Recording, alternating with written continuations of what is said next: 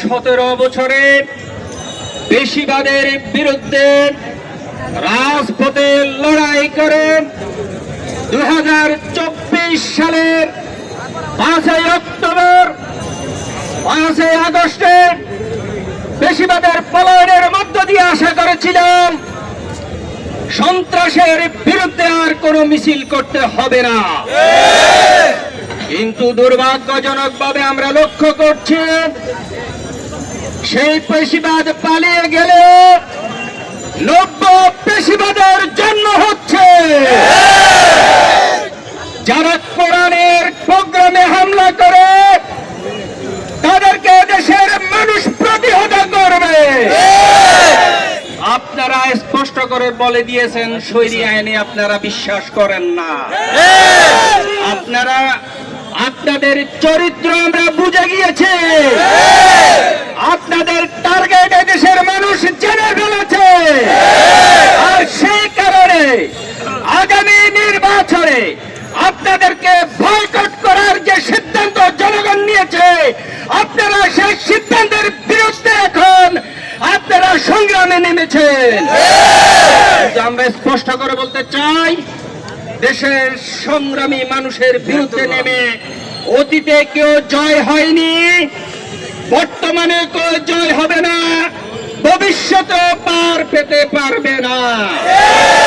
অতএব বাংলাদেশে যদি রাজনীতি করতে হয়, এদেশের মানুষ ইসলাম প্রিয়, এদেশের মানুষ তৌহিদি জনতা, এদেশের মানুষ কোরআনকে ভালোবাসে, এদেশের মানুষ ইসলামকে ভালোবাসে, এদেশের মানুষ তাদের জীবনের চেয়ে ইসলামকে বেশি প্রাধান্য দেয়।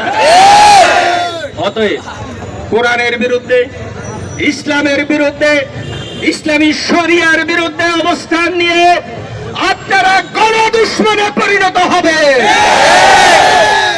গণপিটুনি খাওয়ার আগে, গণপ্রতিরোধ গড়ে তোলার আগে আপনাদেরকে সতর্ক হয়ে যাওয়ার জন্য আমরা অনুরোধ করছি।